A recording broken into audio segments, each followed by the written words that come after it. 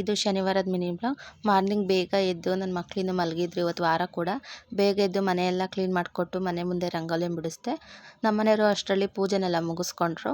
ಟಿಫನ್ಗೆ ಶಾವಿಗೆ ಉಪ್ಪಿಟ್ಟು ಮಾಡೋಣ ಅಂತೆಲ್ಲ ರೆಡಿ ಮಾಡಿಕೊಂಡೆ. ಶಾವಿಗೆ ಉಪ್ಪಿಟ್ಟು ಉದ್ದುದ್ರಾಗ ಆಗಬೇಕು ಅಂದರೆ ಕುದಿತಿರೋ ಬಿಸಿನೀರಿಗೆ 5 ನಿಮಿಷ ಹಾಕ್ಬಿಟ್ಟು ಇಮಿಡಿಯೇಟ್ ಬಸ್ಬಿಟ್ರೆ ಅದು ಉದ್ದುದ್ರಾಗ ಆಗುತ್ತೆ. ಇವಾಗ ಹೇಗೆ ಮಾಡೋಣ ನೋಡೋಣ ಬಂದು. ಒಂದು ಬಾಂಡಲೆಗೆ ಎಣ್ಣೆ, ಸಾಸಿವೆ, ಜೀರಿಗೆ ಹಾಕಿ ಶಾವಿಗೆ ಉಪ್ಪಿಟ್ಟಿಗೆ ಎಣ್ಣೆ ಸ್ವಲ್ಪ ಜಾಸ್ತಿ ಹಾಕಿದರೆ ಇನ್ನೂ ರುಚಿಯಾಗಿ ಬರುತ್ತೆ.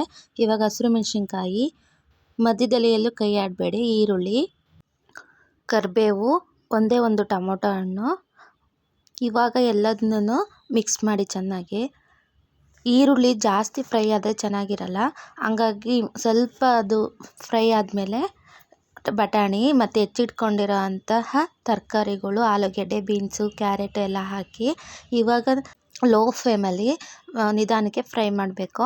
ಲೆಡ್ನ ಕ್ಲೋಸ್ ಮಾಡಬಾರ್ದು, ಯಾಕಂದರೆ ಅದು ಹಬೆ ನೀರೆಲ್ಲ ಹೋಗಿ ಒಂಥರ ಮೆತ್ತಗೆ ಆಗಿಬಿಡುತ್ತೆ, ಟೇಸ್ಟ್ ಬರಲ್ಲ.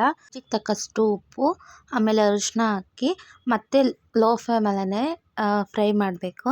ತರಕಾರಿ ಎಲ್ಲ ಬೆಂದಾದ್ಮೇಲೆ ಶಾವಿಗೆನ ಹಾಕ್ಬಿಟ್ಟು ನಿಧಾನಕ್ಕೆ ಕಲಸಿ.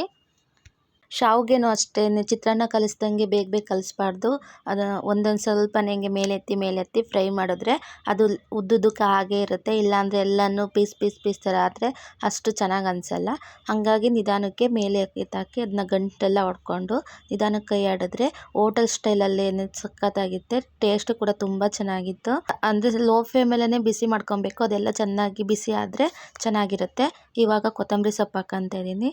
ಶಾವಿಗೆ ಉಪ್ಪಿಟ್ಟಿಗೆ ಕಾಯಿ ತುರಿನೂ ಹಾಕ್ಬೋದು, ಬಟ್ ಹಾಗೆ ಮಾಡಿದ್ರೂ ಚೆನ್ನಾಗಿರುತ್ತೆ. ನಾನು ಹಾಕಿರಲಿಲ್ಲ, ತುಂಬ ಚೆನ್ನಾಗಿತ್ತು. ಅಲ್ಲಿ ಮಾಡಿದ ಥರನೇ ಇತ್ತು. ನೀವೇ ನೋಡಿ ಎಷ್ಟು ಸ್ಮೂತಾಗಿ ಎಷ್ಟು ಚೆನ್ನಾಗಿ ಬಂದಿದೆ ಅಂತ ಉದ್ರಾಗಿ.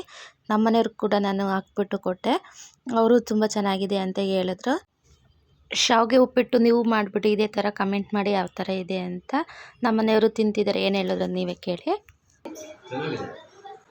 ಮಗಳ ನಿಂಗೆ ಚೆನ್ನಾಗೈತೆ ಮಗಳೇ, ಸೂಪರಾ.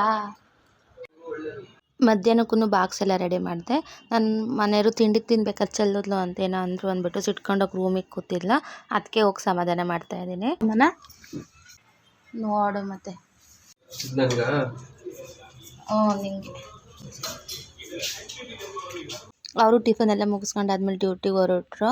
ಬೆಂಗಳೂರಲ್ಲಿ ಎಲ್ಲರ ಮನೇಲಿ ಸೇಮ್ ಅನಿಸುತ್ತೆ. ಡ್ಯೂಟಿಗೆ ಹೋಗೋರ ಮನೇಲಿ ಟಿಫನ್ ಮುಗಿಸ್ಕೊಳೋದು, ಡ್ಯೂಟಿಗೆ ಹೋಗೋದು, ಮತ್ತೆ ಮನೆಗೆ ಬರೋದು, ಮತ್ತೆ ನೆಕ್ಸ್ಟ್ ಡೇ ಅದೇ ರೋಟೀನು ಸೇಮೇ ಇರುತ್ತೆ ಅಲ್ವಾ. ಅವ್ರು ಹೋದಾದ್ಮೇಲೆ ನನ್ನ ಮಕ್ಳಿಗೆ ಕೂಡ ಅವಳು ಬಂದಳು, ಕೂತಿದ್ರು ಇಬ್ರು, ಅವ್ರಿಗೂ ಟಿಫನ್ ಮಾಡಿಕೊಟ್ಟೆ. ಇವತ್ತಿನ ಮಿನಿ ವ್ಲಾಗ್ ಇದಾಗಿತ್ತು.